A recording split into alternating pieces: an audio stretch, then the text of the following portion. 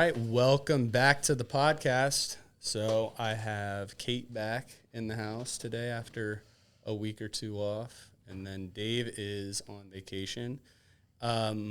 This week we have a guest, Anna Rice. She has been a member of CrossFit Grandview since 2011. Yeah. Okay, I remembered right. So 13 years, quite a while. So she's been around the gym, and a lot of you guys have seen her. You probably see her more often than not on the barbell side right now, right? Yeah. Power Hour Rev right now. Cool. But Anna is going to talk to us a little bit today about breath work, some of the kind of piggybacking on what Kate and I chatted about a couple weeks ago, like some of the somatic healing type things. And, I think a great place to kind of start is just like, how did you get into this? Like, what do you do, for work? And then, talk to us a little bit about kind of those modalities for healing and how it works. Yeah, for sure. And thanks for having me on. Yeah.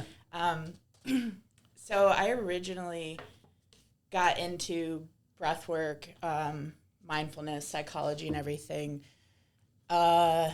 about 18 years ago when I returned home from my first combat deployment.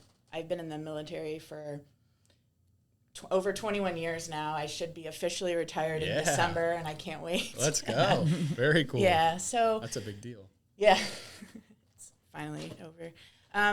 So when I came home, I was the only female in a kind of combat heavy job and role. I was a 50 cal gunner. I was going on a bunch of combat logistic patrols, and came home and just was like, didn't know what happened, and I can't figure out my emotions, my feelings, and back then that was in 2007-ish. The mental health care and everything wasn't really great, and there was like a lot of medication, not a lot of talking, not a lot of interventions that were really healing your mind and body and everything after everything you went through. And I changed my major at Ohio State to psychology and neuroscience, and I did integrative health and wellness. It took me a while to kind of get to a point where I was like, this medication and all this is not the way. Yep. And really trying to get into my body and figure things out so I could feel like back and integrated and process these experiences and everything. I ended up getting kind of heavily involved with like the student veteran population at Ohio State. I was teaching group fitness at the RPAC and really loved all of that. So that's how I got into it, and that's kind of how I found CrossFit also, because I do like the tougher stuff, and really enjoyed kind of integrating these two lives I felt like I had and becoming like a whole person.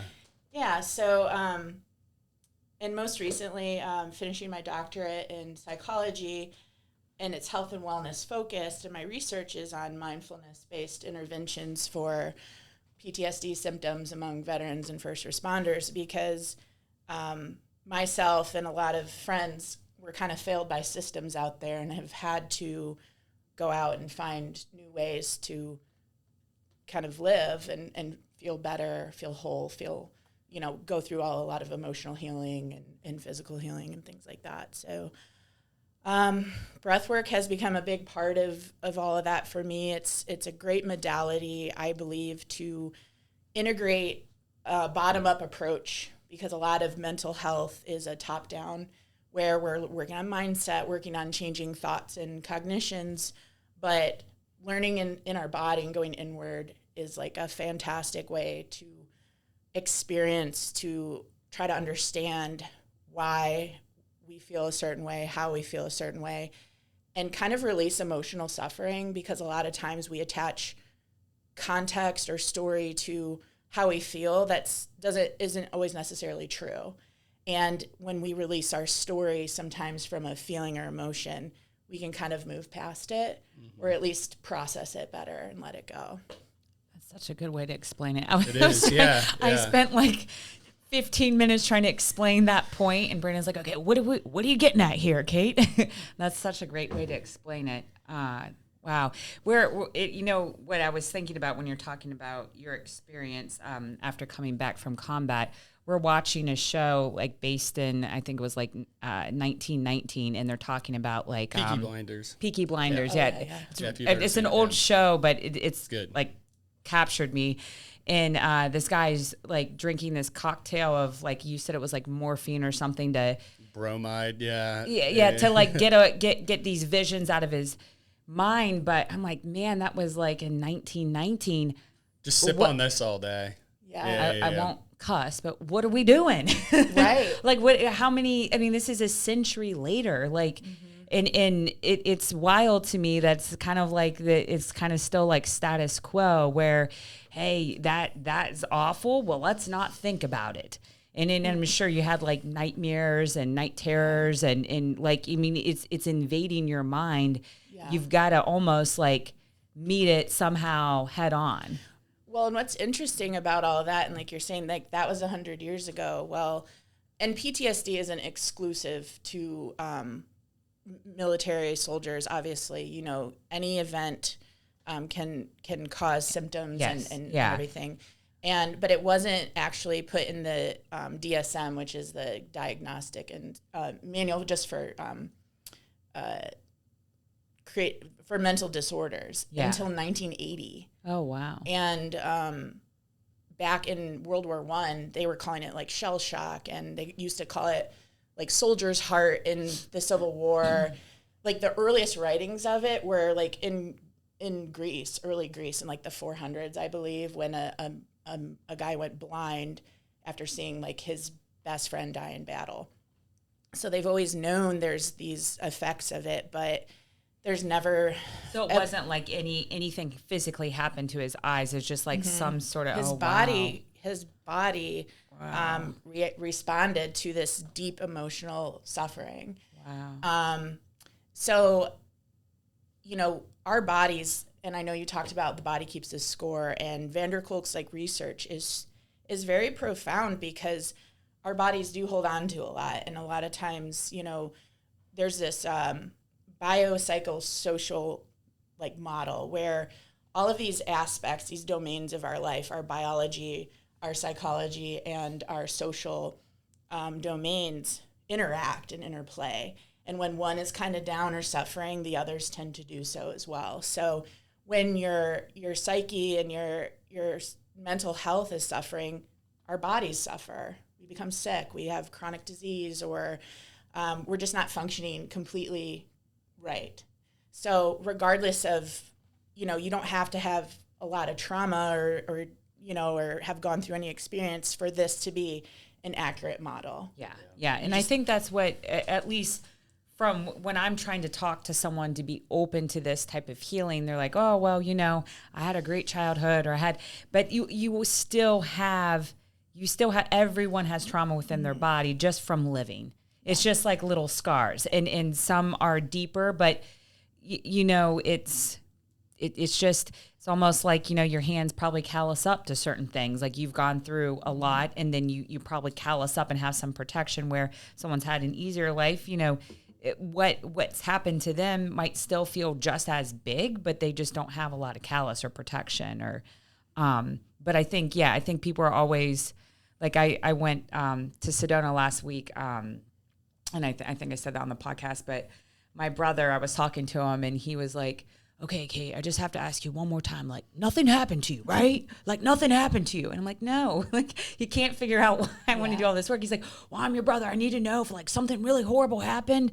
I promise I won't go kill the person. And I'm like, no, I promise you, like, nothing. I've gone, you know, through years of trying to dig in there, but it just to, like, feel at peace and feel good. And I think, you know, you've been through much more than me traumatically in what you've seen in so many different ways, but I still can tell, like, I got to a certain age where I'm just like, I'm being bogged down and being weighed down. I need to kind of like release this so I can feel like lighter and heal more and recover and less inflammation and all all the things, you know? Yeah.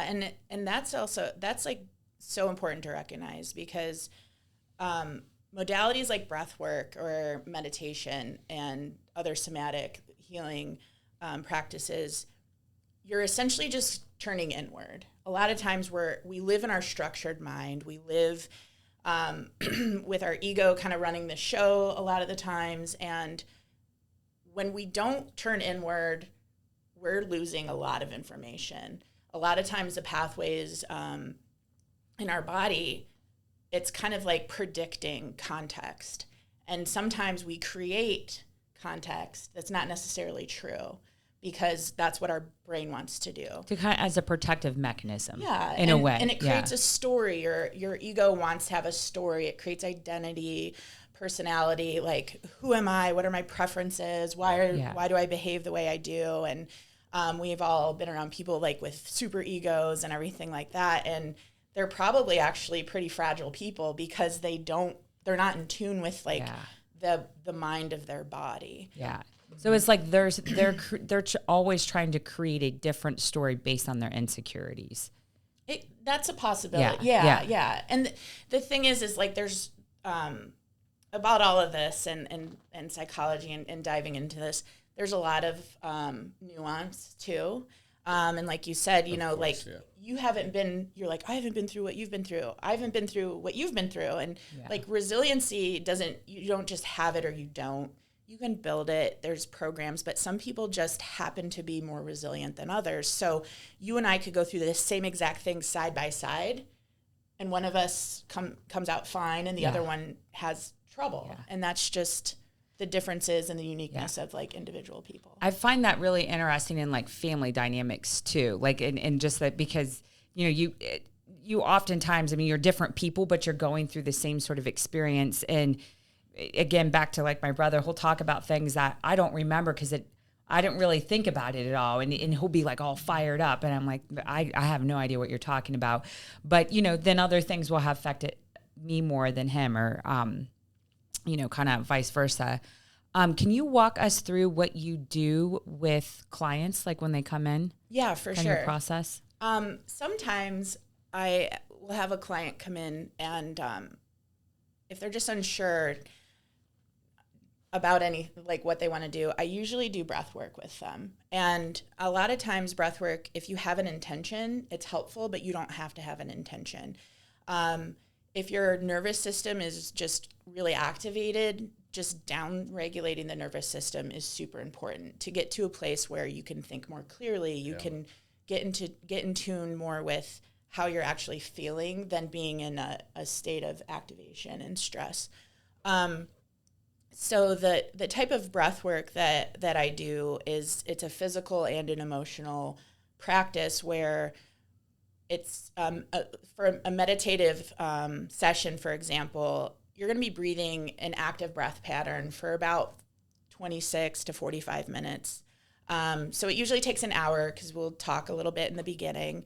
And there's different breathwork patterns, and I kind of use my best intuition on what might serve better for the client. We'll practice the breath sessions together and adjust from there. There's music, which is nice, and the flowing, sometimes wearing eye masks and adding that level of sensory deprivation is helpful as well. I like that. That helps me, try to get everybody comfy as well. But what's going to happen is I'm facilitating an individual or a group, and essentially it's really up to you what your experience. I'm not responsible for making sure you're going fast in a certain pace and everything. I will offer those cues and invitations. But the most important thing about what breathwork provides and bringing your nervous system from a sympathetic to a parasympathetic state is that it brings a sense of safety and control. So knowing that you have agency and knowing that you are in charge, you have the authority in a sense to slow down your breath if it's too much, to bring it up a little and explore, to get the most out of a session.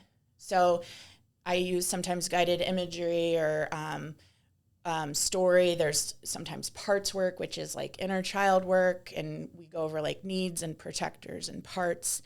But for the most part, a full session brings you into a state where you can really go inward, and we're focusing on feeling what a sensation in our body feels like, trying to decipher that feeling without judgment. You're being curious and open to, what is this feeling? I'm allowing it, and I'm moving on. So we're not dwelling on things. Yeah, yeah. I know, I mean, we haven't talked about it, but, you know, Kate's done a few sessions with you. I did the one, and you know, for me, and I think, you know, a lot of people listening to this can relate, and I can be a bit of an anxious person, and I'll get that wired and tired kind of thing going where I'm having trouble sleeping, and then I'm really tired during the day. And, I mean, it can go on for a long time, you know, weeks, months, and where I'm having trouble shaking that. And then, you know, for me, when we did the session, not too long, you know, maybe a month after my brother passed away, and I certainly had a lot of that going on, and just, you know, a lot of feelings going on, and that was, I was able to, you know, process some of that, and then to your point, like down-regulated that nervous system. And when I came out of that, it felt like a bit of a weight lifted off my shoulder, and I could sleep better right away, like that night, where it was like, you know, right away I can sleep. And then, you know, sometimes it's just that first step, you know, in starting to get things on track, and then understanding like, oh, okay, now I understand. Like, I think I looked at breath work and I didn't understand. You know what I mean? Like everyone's like, oh, it before I did it with you. I'm like, because you said we're going to do it for 45 minutes. I'm like, oh God. I'm like, I don't know. And I've heard, you know, Ben Bergeron talks about, you know, he works on that in his podcast. He talks about that a lot. Aubrey Marcus is another guy who I'll listen to some of his stuff. And, you know, he's like really into like plant medicines and things like that. And he's like, I don't even recommend that for everyone. But what I do recommend, everyone can get a lot of benefit out of breath work. Every single person on this planet. Absolutely. Yeah. And to your point, it's useful in situations that occur in your life that you're like, how am I going to get through this? And it's helpful in every day. And what happens when our bodies our nervous systems are in constant sympathetic nervous system, which is your fight, flight, freeze, fawn. We can be in a functional freeze, and your system is just completely activated. Yeah. Breathwork has a lot of activating our vagus nerve, and your vagus nerve is your 10th and your 12th cranial nerve, and they run down your body. One of them intersects the diaphragm, and your vagus nerve, it sends 80% of its information to the brain instead of the brain sending it through the nerve. Oh, wow. So what is so cool about that is that you're getting all this information from here down, from where the vagus nerve is. And the vagus nerve brings your body, it is a primary, I think it's like 75% of the parasympathetic nervous system, which is rest and digest. When you're in parasympathetic system is activated, so basically you're down-regulating your sympathetic and up-regulating your parasympathetic, your body can rest. You get calm. You can heal. You can heal. Yeah. Your hormones regulate. You're able to literally digest your food. So it affects, breathwork affects your gut health, your gut microbiome, which is huge in pretty much everything. They're finding out so much research on how important your gut health is, and your mental health and physical health. And how they're tied together. Your absolutely. Gut and your, Well, keep going. I'm checking the camera. Oh, okay. The vagus nerve ends in the intestine, so it's getting direct information from your gut. Yeah. So essentially, when we get out of our head, we get out of a state of stress and activation. We're learning to just feel more of what signals are coming from our body, and there's it's called interoception, where we're learning how our body functions, learning all these things. It improves our social relationships. It improves the experiencing of joy, of, basically life and everything, where we can not be so in our heads and not be so anxious all the time, or like high arousal is anxiety, and low arousal is depression. Yeah. So when we come back toward in the middle and we're able to heal and everything, we're just basically living a better life. Yeah. And so breathwork can really get you there by bringing the vagus nerve into play and down regulating, and like Brandon said, improved sleep. Improved pretty much everything. Yeah. Yeah. So when we're anxious, we breathe up in our chest. It's usually fast, like chest breathing. When we're calm, it's like slow, deeper, like belly breathing. And these diaphragmatic breaths, we can control our diaphragm, even though it is an automatic process, we can also control it. So that's kind of cool about that muscle. Yeah. So then when we're doing breath work, we are purposely, intentionally, and consciously breathing differently. Yep. Some of it is through the mouth. Some of it is through the nose. You're supposed to, on a regular basis, just breathe through the nose. There's a lot of purpose behind that. And but during breath work, there is mouth breathing.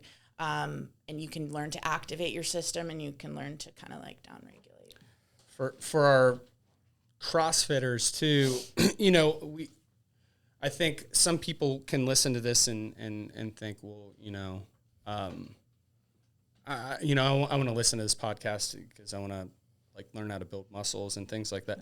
This stuff though is extremely helpful. I know personally, when I get into kind of that constant stress or fight or flight, to the point you guys were making, I don't sleep well.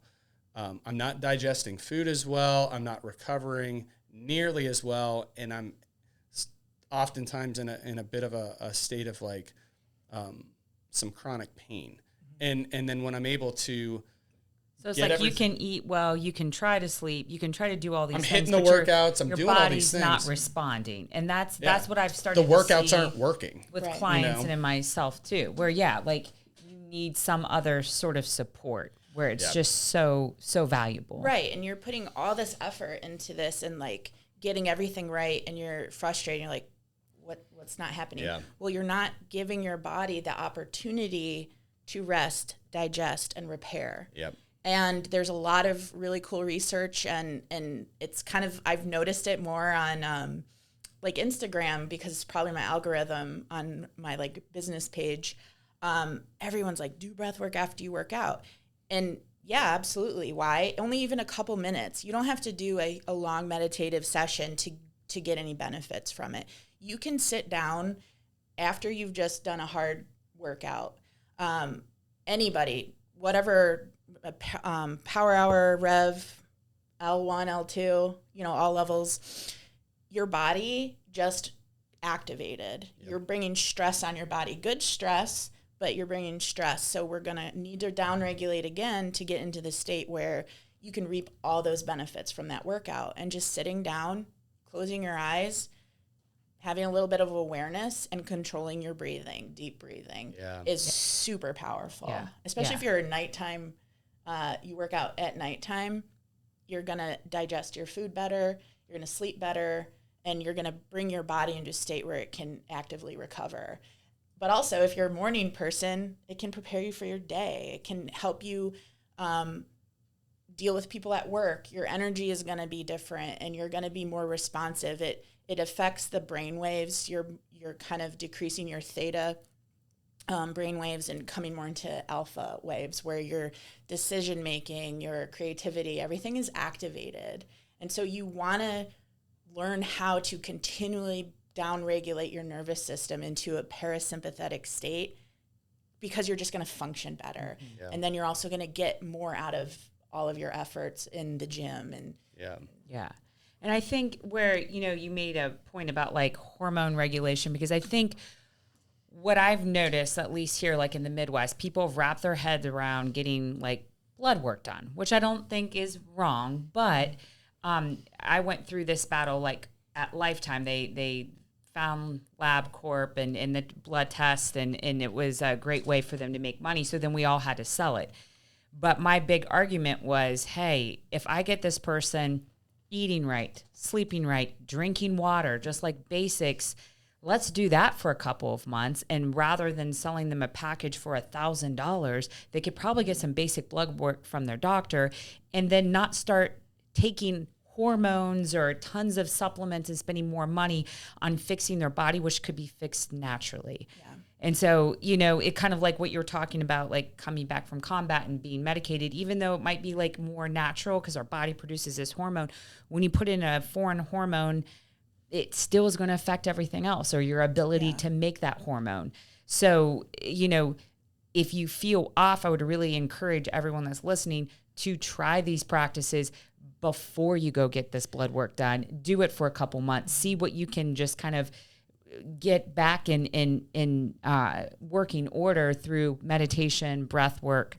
But then also I really believe in the therapy side of this because I personally have been like very positively affected by that. So where does that come into play? I know you said you do a small talk session and then into breath work. Do you give your clients homework? Do you talk afterwards? How do you get to those like emotions that come up with them during their breath work session? Yeah, for sure. And I want to just real quick on the hormone side and the blood work, it's good to get data and it's good to even get before and after and be like, hey, this really works.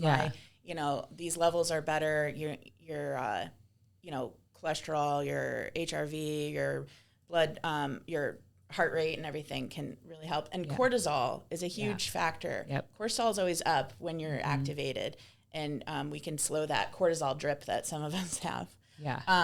But as far as after a session, I really like to start sometimes with just letting people sit and process with what they experienced, because I don't know unless we talk through it. And sometimes we, in a more like somatic session, we'll talk the entire time. But a breathwork session it can be very deeply personal.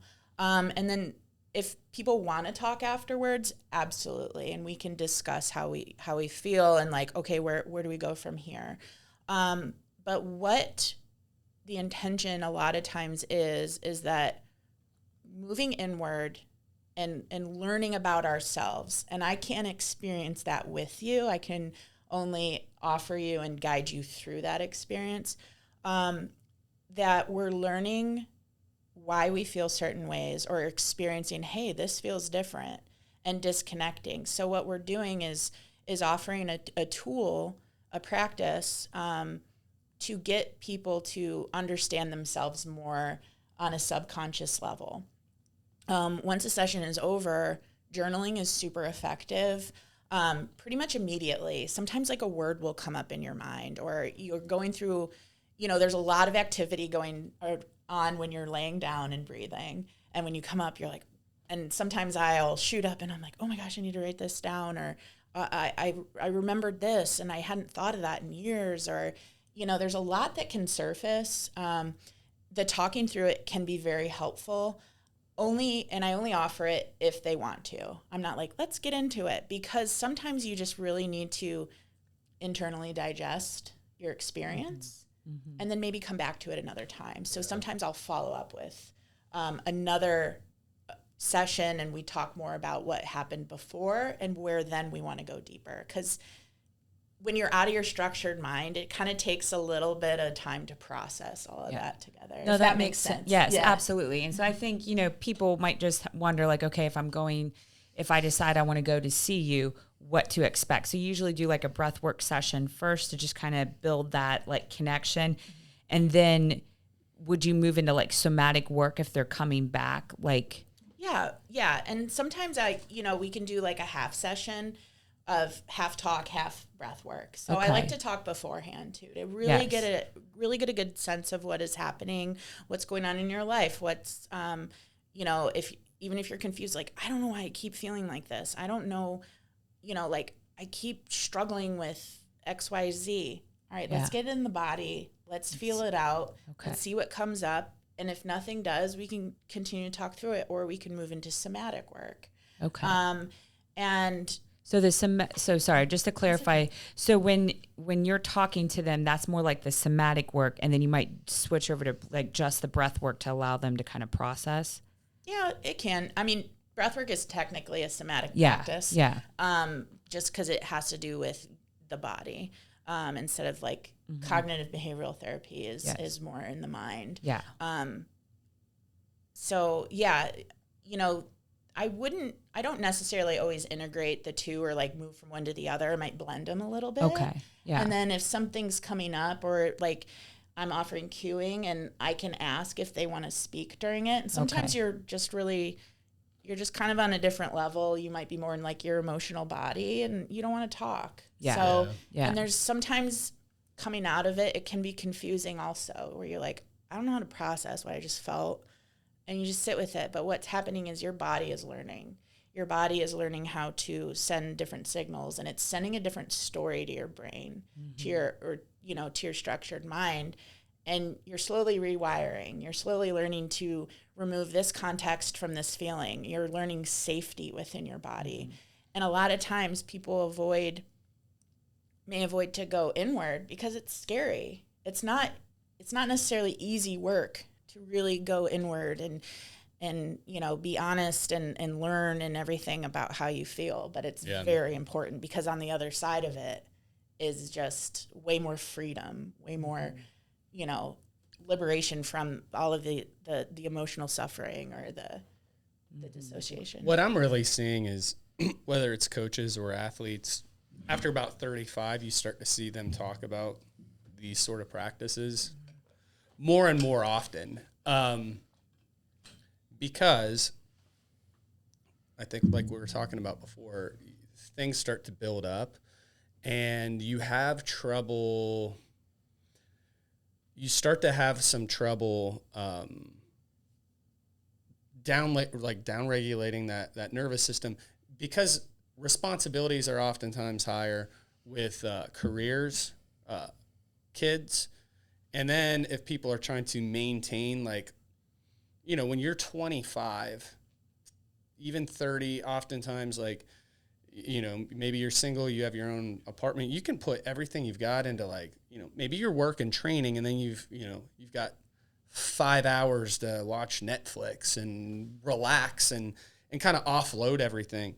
But when you're running and gunning and you're responsible for, you know, whether you're a manager at work or you've got a family or both, all of a sudden that same effort and energy, it's not necessarily like your body's degraded to the point where it's not recovering. It's you've got a lot of stuff now that you have to offload, and you have to work at trying to get rid of some of that stress and those things that have kind of piled up. It takes some active, like, effort to do that. Right, yeah. You have to choose to get into things that are going to take you outside of the kind of the noise out here. And it's very interesting, you know, you say a lot of, I mean, when I was younger, I wouldn't have been like, I was just going to say that, you know, I was, me neither. I was focused Absolutely too much of an ego. I was like, oh, I'm tough. I'm slinging around these like heavy ammo cans, or I'm doing this. I don't need to, like, I'm my outward exterior, you know, and then we're going to live in pure hell. We can do it. But during those times, you're creating these pathways that become more like worn in because you're not doing it. And so you're undoing, you're unlearning, and you're learning to like reparent, you're healing from all of this past these years. And I think of a lot of like professional athletes, like Simone Biles, Naomi Osaka. There's Emil Ruusuvuori. He's a professional tennis player. He just announced he's taking time off. And then even in the CrossFit world, like Mal O'Brien and Haley Adams, I believe, they took time off because they're like, and nobody's like very specific, but a lot of them mention mental health. And I know with the two CrossFit girls, it certainly was that. And I don't even know if Mal O'Brien competes anymore, because she started it's like as a teenager, and then, you know, like the expectation is for you to take Tia down. Yeah. You know, and like it's just, this isn't that fun for me anymore. Yeah, you know? and it's like to live that like every day, and what that does to you, like your mental state, your body. But yeah, no, finish your point, because all of them have the same sort of issue there. Yeah. I mean, they are high level. They are highly skilled. And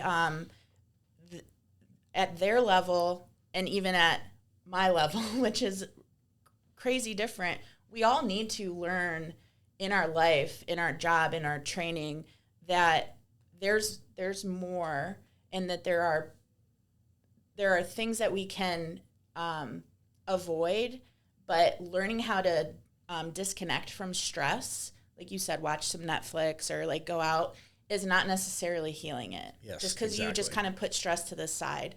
So like for these high level athletes, good on them for saying, I need a break. This isn't good for me. Or like Mal, if you're constantly being compared to somebody else, or have these expectations that have nothing to do literally with you, just what you can do, where, you know, like where's purpose in that? So like finding purpose, finding joy, these things cannot be found usually when we're in these high level states. Or I think Simone Biles, she was getting twisties in this because she was in her head a lot. And there's like some really great books out there. And I gave one sent a recommendation to Drake recently because we were talking about tennis. And, you know, there's like self 1 and self 2. And it's like self 1 is like, oh, how am I going to perform? What's it going to, and like self 2 takes over and they're like, I'm going to accomplish this. There's like a lot of like mentality things that are super helpful in the training aspect, but your recovery, your system after the fact is way more important. You just put your whole body through all of this stuff, and then kind of you're always looking forward, right? You're like, okay, what's my workout tomorrow? What is this, the programming going to be for this, for me to get better at this and everything. But what about how your body is recovering from everything that you just did, and how do you feel about your performance? And I mean, it doesn't have to be overcomplicated either. But a lot of times we just operate outside of ourselves. You know, we got our physical body, and then like our emotional, spiritual, mental bodies just kind of beside each other. But when we bring them together, you know, there's a lot of power in that. Yeah. And I think that's a really good point to talk about that, like resting, and like whether that's like relaxing and watching Netflix or going out with friends, and that can all be like kind of part of trying to relax, but it is like kind of an avoidance too, where this work, it's hard, but you're working on your mental health, your emotional health, and it takes a lot of energy. So you really can't push for a super stressful goal while working through it. And I always forget how exhausting it is until I'm going through a day like I did in Sedona, and I'm like, man, I need to not talk to anyone for like 2 hours and just lay here because I'm so exhausted. All I did was walk for an hour this morning. My heart rate got to 115, but like it is physically exhausting because you're getting into your body. Yeah. I wanted to ask about something before we wrap up here, so people can start to understand more of this work. So we finished a breathwork session.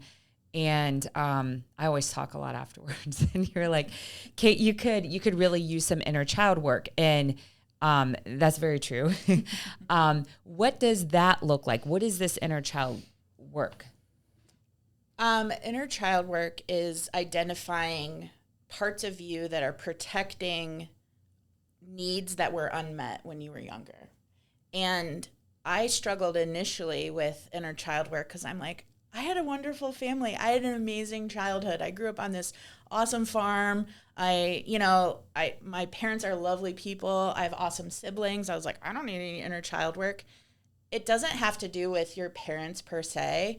It has to do with just a need that was unmet, or it can be in your outer environment, like when you're at school, someone said something to you, and then you're just like, oh, I can't talk, or I'll feel stupid, or they don't like the way I look, or they, just experiences in general. Experiences in general. And what happens is our bodies create these protectors, and our protectors then kind of keep that part in that age. And is that the parts work? Sorry, just to try to tie it in. Okay. It's like internal family systems is one of the evidence-based practices for that. And it's really cool because what we're doing is kind of creating an opening there in those parts to kind of release that so that we can operate, because those needs are probably met now, or we can come to experiencing those needs. I've done a lot of IFS work actually with a guy. He'll do like a hypnosis and then go into like a part, which is pretty cool. Yeah. So I'm familiar with that. Yeah. That's really and neat. Somatic work, we we can lay down and just kind of go there. And what I like to do with the parts work is feeling in your body, like what comes up. Okay, what does that feeling feel like? And just being very curious. And it's funny because you might be really shocked at what comes up and you're like, oh my gosh, I never thought of that. I always am. But then but then it kind of snowballed into this thing, and it over time, and that's essentially then how you deal with that problem, or you think it's a now problem. Well, it was a then problem because that protector is there and it's not able to like come forward, and releasing those protectors. It's tough work too, but it's so important to ensure that our emotional bodies are healthy. Yeah. in our so bodies. It's basically kind of like putting kinks in our system to hold on to those emotional parts for too long, because it just causes our body more stress, right? Exactly. And the stress then compiles, and then we are in constant activation or anxious all the time, and just learning to kind of like downregulate or get more curious, go deeper, go inside, ask more questions. And then kind of what happens sometimes, I don't know if this is what happens with her in particular, it's like, I don't need this anymore. I don't need to be a high-level CrossFit athlete. That's not me.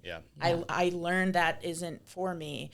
And it can, you can change your job. If you're not getting joy out of it, if it's not fulfilling you, like there's a need for purpose in humans.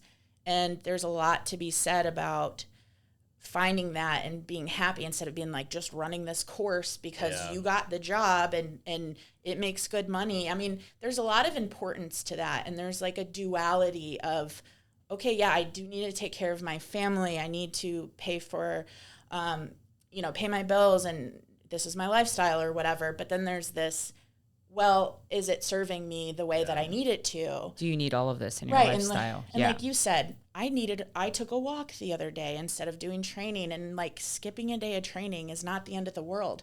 Listening to your body and what it needs in that moment is more important than being like, well, I said I was going to do this today, and I was supposed to work on this part of this lift, and I'm going to do it anyway, but your body is telling you no.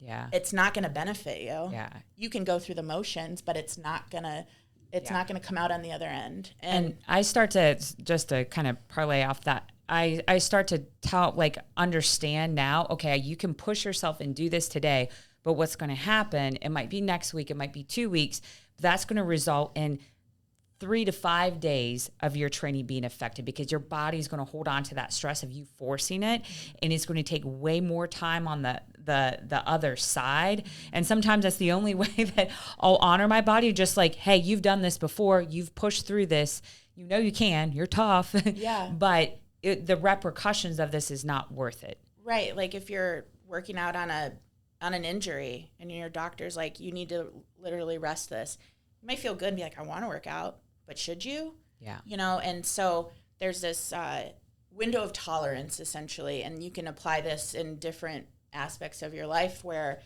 you have this window where you can function. Now, sometimes if you go below that and you kind of dissociate, what takes you out of that window? If you're kind of go above that and you're hyper activated, and it can cause a lot of disturbances in your system, learning to understand your window of tolerance and operating within it it can then such a expand good because point. you're learning when Yeah. your body needs what it needs. You're working with it. Yeah. And there are times come to an end, but I just want to say one thing before. What's really neat is they're starting to teach that in school. Like, Charlotte was freaking out the other day, and Oscar's like, I think she's in the blue. Like, so they have different, like, color, like these faces, and where are you? And, like, she can't be talked to. Like, she's just, like, freaking out. So they're kind of teaching kids to, like, get into their body, like, where do you operate optimally, like, and I think they kind of use, like, work with, like, traffic lights a lot, like green and like yellow and red, but it's neat because I think it's starting to come around, but I want the Midwest to kind of get with the West side of the country with that. That's why, I mean, like, this is all very digestible and it's very approachable. You don't have to commit an hour a day. Yep. It's not like that. And I don't do an hour of breath work a day. I sometimes only do like 1.5 sessions a week where I'm just really getting into it. Other times I know when to kind of step back and I take a few breaths, or I do a little meditation, or I just even sit with some music, or I go outside. Like, nature's so healing. Like, our body needs all of this. And the physiological sigh is I think Andrew Huberman did a lot of research on that, but you can calm your body down that way. It's 2 inhales in and then a long exhale, and that just really kind of starts to activate your nervous system into a calmer state. And you can do that in your car if you're like, I just got off the phone with somebody and you're mad. Just take a breath. It's really that easy. Breath work is free for the most part, and it's a tool, and you can use it all day, every day if you want, or do longer sessions. But it's super important to go inward. So, to wrap up, I think 2 things. So you started it there. One is, if someone wanted to just dabble in this a tiny bit on their own, that's a great place to start, because that's what I was going to ask. And then if they wanted to, you're just down the street and you're a member here, if they wanted to reach out to you or get a hold of you, how would they do that? Yeah. I'll start with the first part again. Like I said, you can just sit with yourself, sit outside, sit inside, and just kind of take a moment. And you don't have to, like, okay, I got to prepare and sit a certain way. Just kind of feel and just scan your body. Be like, how do I feel? Ooh, does that feel? My chest feels heavy. Am I frustrated? Am I sad? Am I anxious? Just notice what your body feels like. Yeah. Or taking a couple breaths. There's a couple different, you can box breathe, and there's different things out there. But if you're really curious and you want to do a full session, I'm right down the street on West 3rd. And I have an Instagram page. My business is called We Psychology, OUI, which is the French word for yes, but it also stands for outward, upward, and inward. I'll link it in the post, and then on Instagram when we and you can just shoot me a DM if you want, if you're not sure what you want to schedule. And I'll have different offerings as well, like group sessions if you're nervous to do one-on-one, or you'd rather do one-on-one than group. Do you find this work is beneficial for couples?